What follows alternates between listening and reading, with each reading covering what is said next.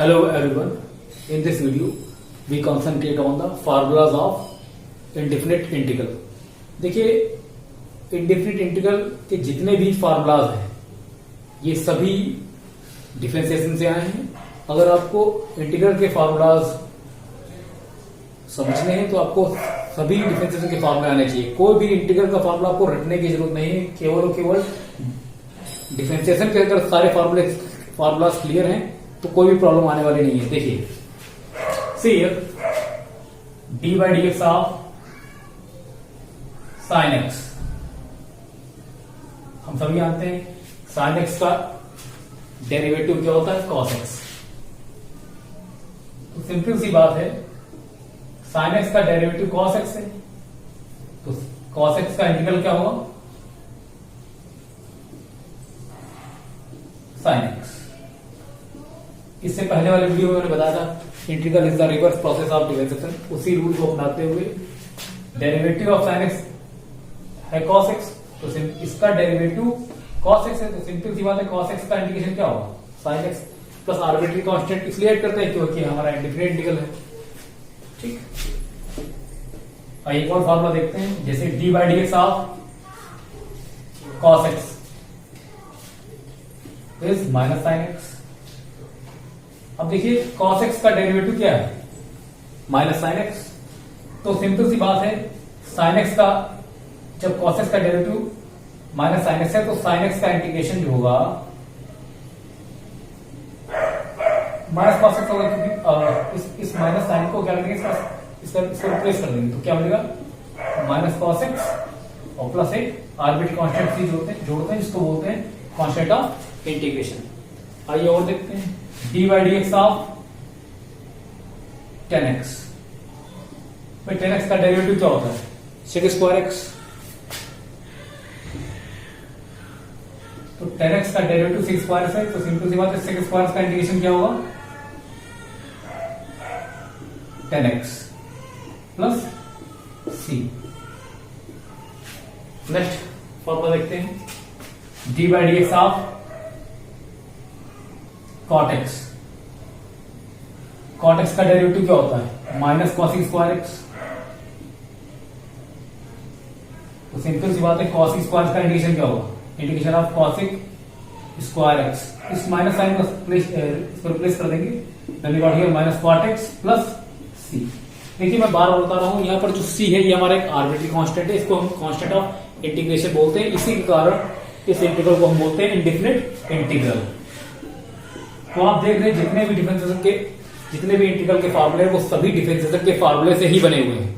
तो अगर हमको डिफरेंशिएशन के फार्मूला अच्छी तरह से लर्न है तो कोई भी इंटीग्रल का फार्मूला ऐसा नहीं जिसको हम भूल जाएं.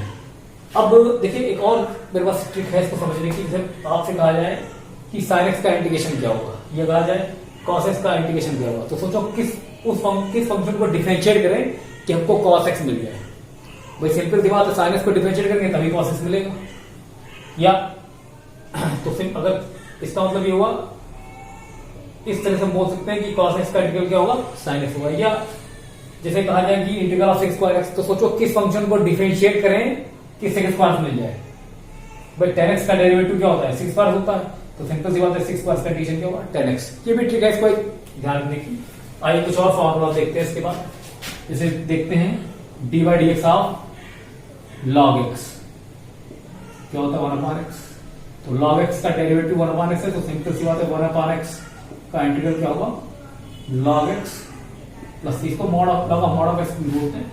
एक्चुअली मॉड इसलिए अप्लाई किया था क्योंकि हम जानते हैं log is applicable only for the positive real numbers.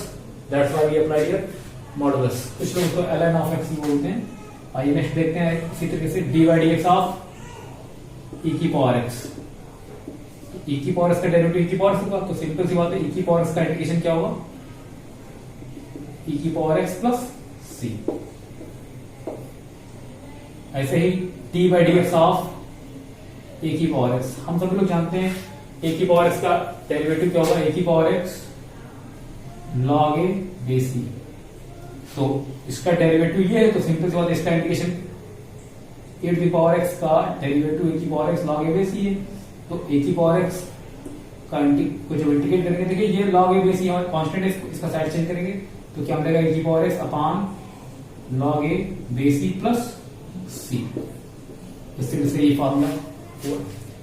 अब देखते हैं जैसे आपसे पूछा जाए, डायरेक्ट आपसे पूछा जाए कि इंटीग्रल ऑफ 10x क्या होगा, सोचिए इंटीग्रल ऑफ 10x क्या होगा। तो हमें ये सोचना पड़ेगा कि ऐसा कौन सा फंक्शन है जिसको हम डिफरेंशिएट करें और हमको 10x मिल जाए। तो सिंपल सी बात है, D by D x of log of mod of sec X होता है 10x। तो derivative of log of mod of sec X equals to 10x। Log of mod of sec X का derivative 10x है, तो simple सी बात है 10x का इंटीग्रल क्या होगा, log of mod of sec X. या इसको आप ऐसे ही बोल सकते हैं, अगर आप सेक एक्स को 1 अपॉन cos x करेंगे फिर cos x की पावर -1 बनेगी, तो इसको आप ऐसे ही बोल सकते हैं minus log of mod of cos x plus सी।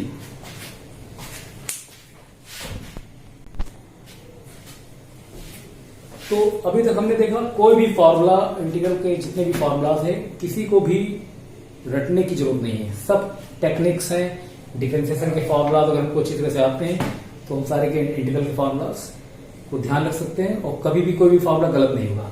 आइए और देखते हैं, जैसे कहा जाए D by D x of X की पावर n प्लस 1। तो सिंपल सी बात है, इसको अगर आप डिफरेंशिएट करेंगे तो क्या मिलेगा, n plus 1 X to the power n। तो डेरिवेटिव ऑफ एक्स की power n plus 1 is equal to n plus 1 into X to the power n। तो सिंपल सी बात है कि एक्स की पावर n का अगर हम को इंटीग्रेट करेंगे तो क्या मिलेगा। अब देखिए n प्लस 1 कांस्टेंट है, इसका साइड चेंज करेंगे तो क्या मिलेगा, एक्स की power n plus 1 upon n plus 1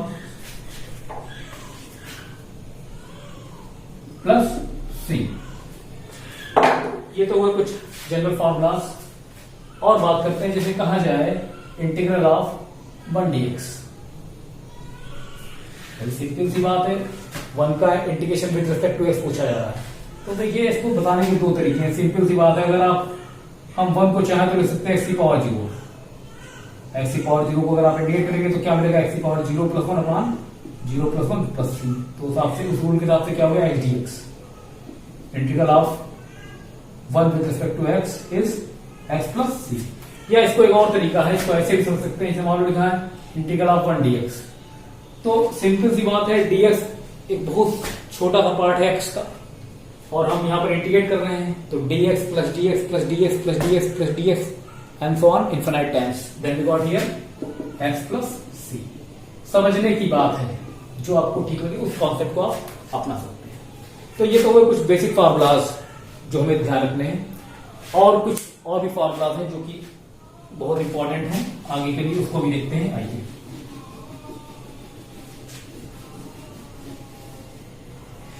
जैसे कहा जाए integral of cot X. Generally students को भूल जाते हैं, लेकिन बिल्कुल भी भूलने की जरूरत नहीं है। तो दिमाग में यह आना चाहिए कि हम किस फंक्शन को डिफरेंशिएट करें कि हमको कॉट एक्स मिल जाए। आइए देखते हैं, d by D x of log of sine x. अगर आप इसको डिफरेंशिएट करें तो क्या मिलेगा, लॉग ऑफ साइन एक्स का 1 अपॉन साइन एक्स, और साइन एक्स का डेरिवेटिव क्या होता है, कॉस एक्स। तो हमने देखा D by D x of log of sine x क्या आ रहा है, equals to cot x.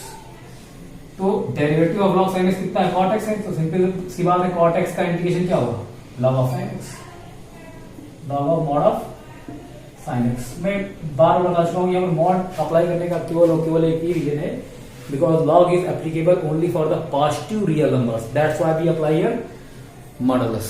Okay, इसको ln of mod of sine X बोल सकते हैं, कोई दिक्कत नहीं है। तो ये कुछ फॉर्मूलाज है जिनको हमें ध्यान रखना है।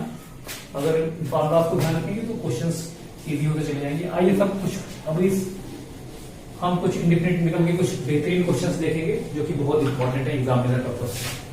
आइए कुछ सिंपल से क्वेश्चंस हैं।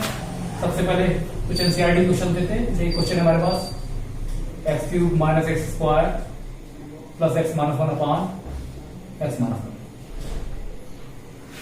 अब इस फंक्शन को इंटीग्रेट करना है, तो देखिए इसमें कुछ नहीं है, सिंपल सा कॉन्सेप्ट है। अगर आप न्यूमरेटर को फैक्टराइज कर लें फिर इंटीग्रल करने में कोई दिक्कत नहीं होगी। देखिए भाई सिंपली से from first to step we just taken common as X square, then we got here X minus one plus x minus one upon x minus one. When we once again we just taken here common x minus 1, then we got here x minus 1 into x square plus 1 upon x minus 1.